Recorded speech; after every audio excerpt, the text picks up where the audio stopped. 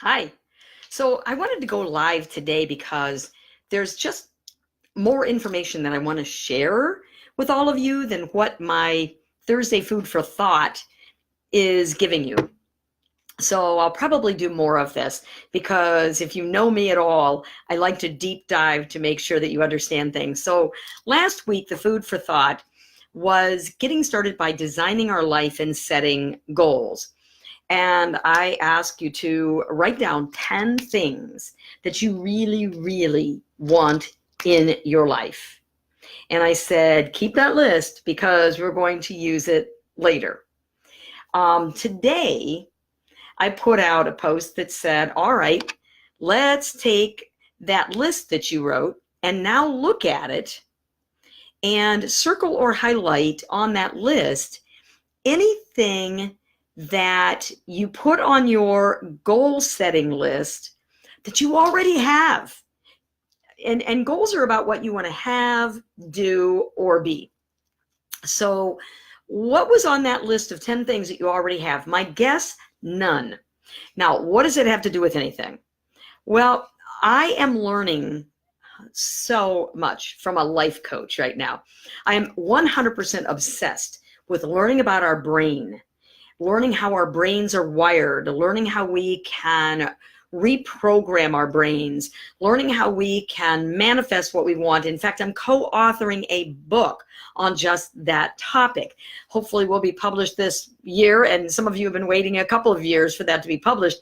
I never realized how difficult writing a book really is. It's fun and it's challenging, and every time we think we're done, we end up with something else we want to throw in there or change. It's kind of crazy.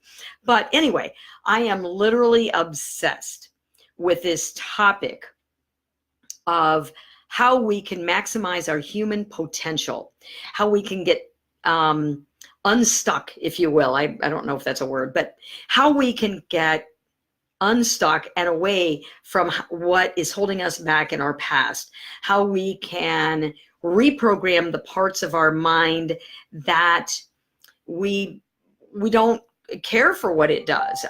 For me, one of my things right now is reprogramming my eating patterns, because they literally, my records were built when I was a kid, when I was really young, and I still have those patterns, and they become habit loops, right?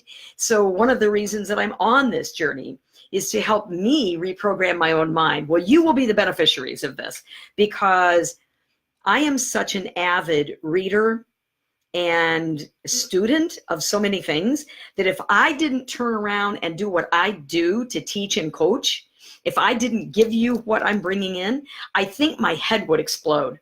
It would be like a pool that overflows with water, because I keep putting so much in that I have to give it away to you guys, or there wouldn't be any room for anything else. So let's start right at the beginning in goal setting and share with you new information that my life coach is teaching me that I just wasn't aware of. And I've been teaching, hi Shelly, I have been teaching goal setting for years and years, and now I'm learning new things. So the dichotomy of this, when we set goals, a lot of times we are influenced by our past. So we need to get rid of that and know that our past doesn't have to have, let me say that, doesn't have to have, hey Bill, our past does not have to have control over who we are today and what we do in the future. Now, for a lot of us, it is, and it does, and it's a human thing. It doesn't mean we're broken. It just means we haven't learned to get away from that, but it doesn't have to. Everything we do is a choice.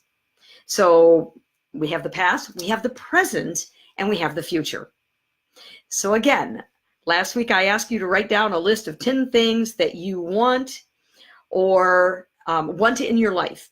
And you want to do, you want to have, you want to be, you put those down. And then I said, okay, now what on that list do you already have? And again, I'm going to repeat myself here.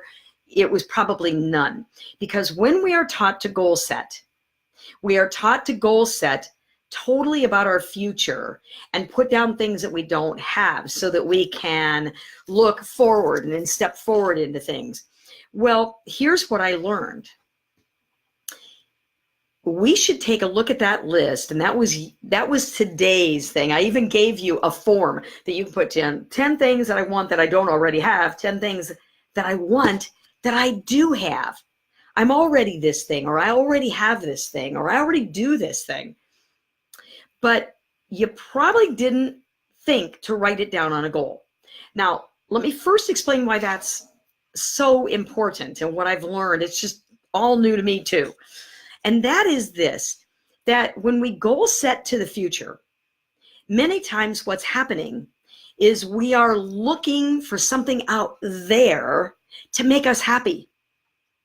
And we think that if we, geez, we're making $100,000 a year in real estate, and if I made 200, I'd be happier. I'm driving this car, but if I had that car, I'd be happier. I have this house, but if I could have that house, I'd be happier. So the challenge with that is that, hey, I see hi's, Natalie, Beverly, hi, everybody, Linda, hi. The challenge with that is that if we set our goals for the future and we are not finding the gratitude and pure joy and appreciation for what we already have, it's difficult to reach for the future. So I absolutely loved, hi Susan, what this woman said to me. When she said this, it was like, did you even write down what you already have? I mean, look, I have a husband who I adore. I absolutely adore my husband. I am so thankful for him, but did I put him on my list of goals? No, because I already have him. Sometimes we take that for granted. I have 4 children, all with spouses who are fabulous, so our in-laws, and 8 grandchildren who I love so deeply in my heart. It's incredible. Did they go on my first goal sheet? No. I mean, I wrote that goal sheet down and then it was like, oh, there's nothing on here you already have. Start over. I want to know, she said, what you already have that you are 100% appreciative of. What you really want in your life that you already have. And to me, it was a light bulb that went off. I needed to dig deeper with all of you and share that with you. So now what I did was put 2 lists together for you. One is, what do I want that I already have? I'm sitting right now in our home in Florida. It's our winter home. I want this home. I love this home. It's not a big home. It's a little 2 and 2. But I love what this home represents for me. It was a goal that I worked for years. And it represents a peaceful place for me to go. I want this home. It goes on my list. I want my children. I want my grandchildren. I want my husband. I want my health. I'm in good health right now, even though, as many of you know, I've gone through 2 surgeries this year. But I'm in great health. I'm a happy little camper. So for me, the exercise of writing down what I already am, do, or have that I want allowed me then to create more gratitude around what I have. In fact, all of my coaching clients this year got a gratitude journal from me because I'm always pumping gratitude, gratitude, gratitude. Here's the thing. When I started out with our brain, the way we're wired, our brain is such an unbelievable thing, a mechanism, if you will. Our brain is such an amazing mechanism, but it only does one thing at a time. You can think one thought at a time. In fact, that could take me down a rabbit trail. I think maybe I need to get on to maybe multitasking for next week's topic. And Jen, I see you're on here. If you help me remind me of that, because I don't want to stop and take notes right now. The multitasking, there's been great research at Stanford on multitasking and why it is that the younger generation in particular can multitask and do so many things at once. And what they found was that it really doesn't work. In fact, they changed the name of multitasking to rapid refocus. Because our brains, we can think one thought at a time. So what's happening on multitasking is that we're really refocusing. So we're thinking this, but then we think that, oh, squirrel, and we're like everywhere, right? And what they found was really less effective. Now, what does that have to do with gratitude? What it has to do with gratitude is what I've learned is if I am thinking thoughts of appreciation and gratefulness, I cannot think about what would make me angry, what would make me complain, or anything else. If I'm thinking gratitude, that's all I can think at that moment. So what an amazing exercise to do is to write down everything that you already have and you're grateful for, and then spend your time thinking about that gratefulness. Because here's the other thing that I'm learning in leaps and bounds right now, and it's so much coming in my head. I'm reading 3 different books at the same time. It's crazy. And what I'm learning there is that our thoughts, what I'm thinking at the moment, creates my feelings. My feelings actually have a physiological impact on my body, what my body does at that moment. So, give you an example. I was at SeaWorld with the kids and this past weekend. And when we first got to SeaWorld, it was frustrating. It was absolutely frustrating because we bought these little bands for Dine All Day. And if you buy the band for Dine All Day, according to the sales lady, if the kids want a soft pretzel or ice cream at a stand, they can get it. And we can eat lunch and we can eat dinner and we can do all this kind of stuff, right? Well, we got there and that wasn't the case. There were 7 restaurants and they were all restaurants that you had to wait for 45 minutes in a line to even get anything to eat.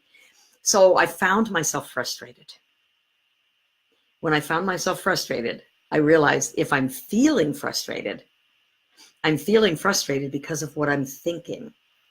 I'm thinking I got taken on the band. I'm thinking, why don't they have more restaurants in this program?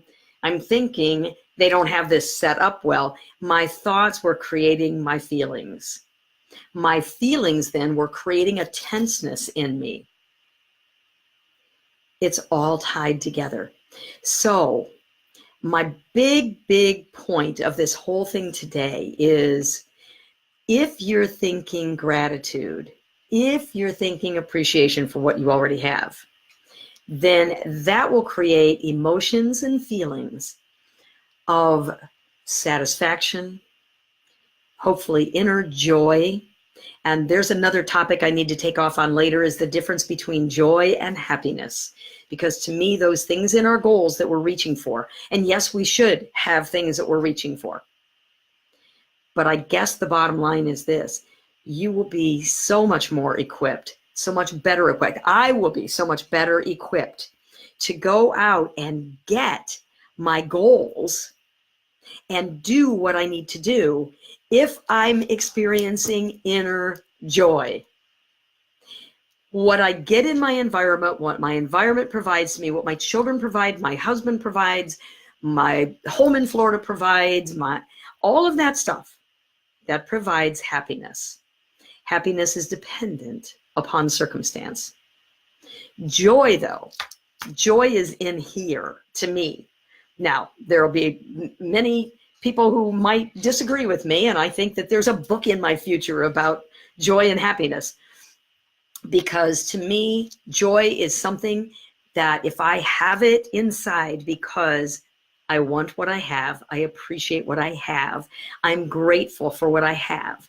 If I have all of that, then I am so much better equipped to do the tasks that are necessary to reach that end goal, if that makes sense. I will never forget after 9/11, there was a postal worker who was hospitalized because he had contracted anthrax from touching an envelope. It was a terrorist move, putting anthrax on envelopes. And this man was dying. They were not going to be able to save this guy. And yet the reports were coming back from the hospital, the nurses and everyone else in the hospital, saying that this man was the most joy-filled man, kindest man, nicest man that they had as a patient in the hospital. And yet he's a victim of terrorism, an innocent victim of terrorism. He's dying. So we got interviewed. I watched the interview. The lady who interviewed him said, "How can this be? You are an innocent victim who is losing your life to terrorism, and yet you're the most joy-filled person in this hospital, according to all reports." And he looked at her and he said to her, "Ma'am, I am far too blessed to be depressed." And I will never forget those words. And that's what I think this is about. Should we reach for our future goals? Yes. I think that our number one job on this earth is to maximize our human potential. We've been given gifts, to use those gifts to maximize our human potential and contribute to the rest of the world. That's what we do. If we sit comfortably and do what we've always done because it is comfortable and we don't have to face the fear of the unknown, then we're not maximizing our human potential. So yes, do we set goals? Yes. But should we first take a look at what we have, what we love about what we have, and practice gratefulness. Whatever you practice, you get better at. Man, I am practicing my guitar like crazy, and I can't believe how much better I'm getting at my guitar. It's fun and it's awesome. If I practice grateful, if I practice joy, if I practice happiness, I will get very good at them. If I practice complaining, if I practice frustration, I will get very good at that too. So I want to practice first joy, inner joy, gratefulness. I want to practice kindness and a love for everything and everyone around me. And when that starts to happen, I begin to attract the things that will help me reach those future goals. Now, before I end this on the future goals, I heard something from a meditation expert. So that's another new thing I'm doing, is sort of morning routine for meditation. And that's all new too. I'm trying to learn it. Who else is doing that? Anybody meditating and really have a good app or something that they use for that? Because I would love to know. Anyway, here's what the guy that I was listening to this morning said. He said, "We are far too aggressive and have far too high expectations usually on our 1-year goals. And we are our expectations are not nearly high enough for a 3-year goal." So I thought, you know what? That's really cool to think about. In 3 years, what is my potential 3 years from now? Because we put all this stuff down thinking all of our goals have to be hit this year, and they don't really. So I encourage you, and on my Jackie Leavenworth Seminars Facebook page, I actually created a chart for you. 10 things that I want in my life that I don't have. 10 things that I want in my life that I do have, so that you have these things written down. There's tons of research about writing your goals. And you could put next to the ones you don't have, 1 year, 2 year, 3 year on the goals.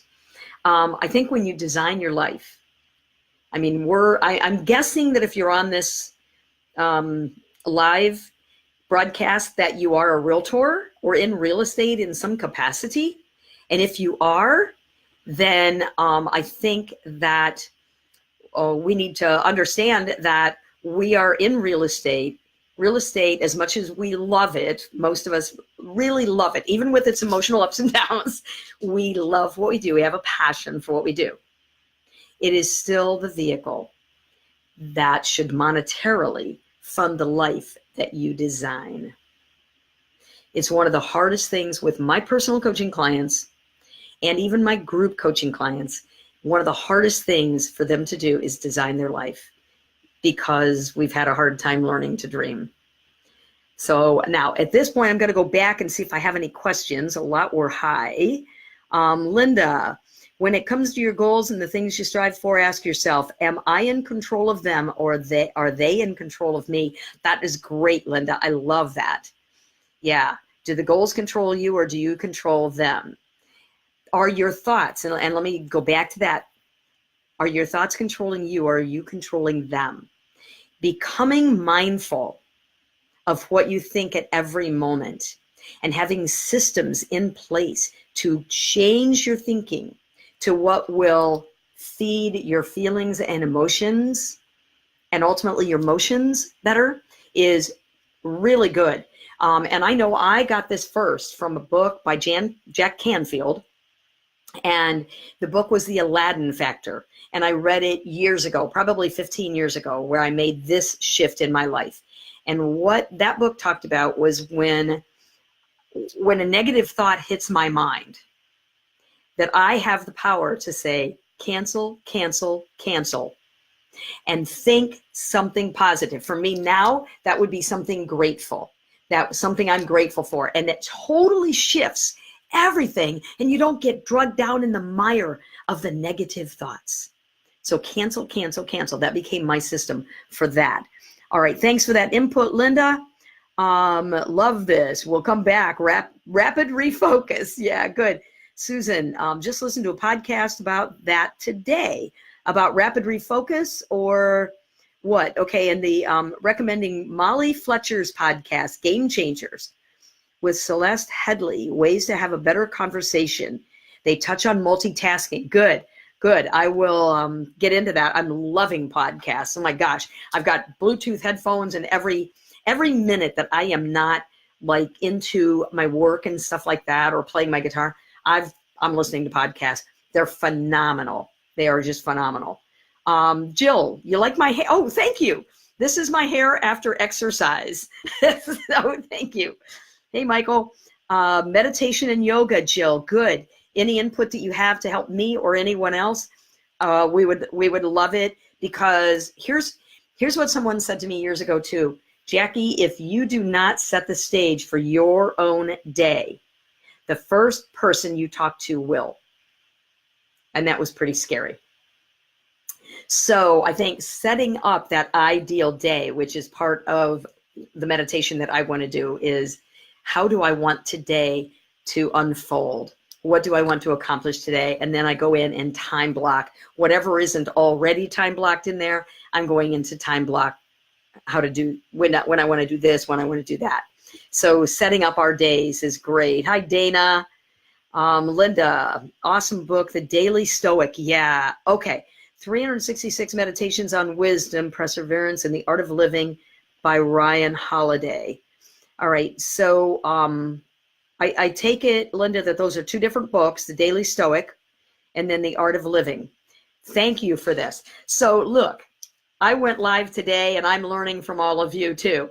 So I pray that your days are ideal, and even more so that you start to consciously recognize what you love in your life and begin to show utter appreciation and gratitude for those, because that inner joy is what will help you maximize your human potential.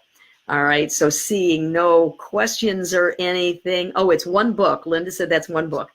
Seeing no questions, I'm going to sign off. And thanks for joining in. And make sure that you're staying tuned for my Thursday Food for Thought. Any questions that you have, let me know, and I'd be happy to address them. All right. Oh, wait a minute. Maybe, let's see. Just really focusing on manifesting positivity in my life, making a difference in other people, gives me joy. This is Jill.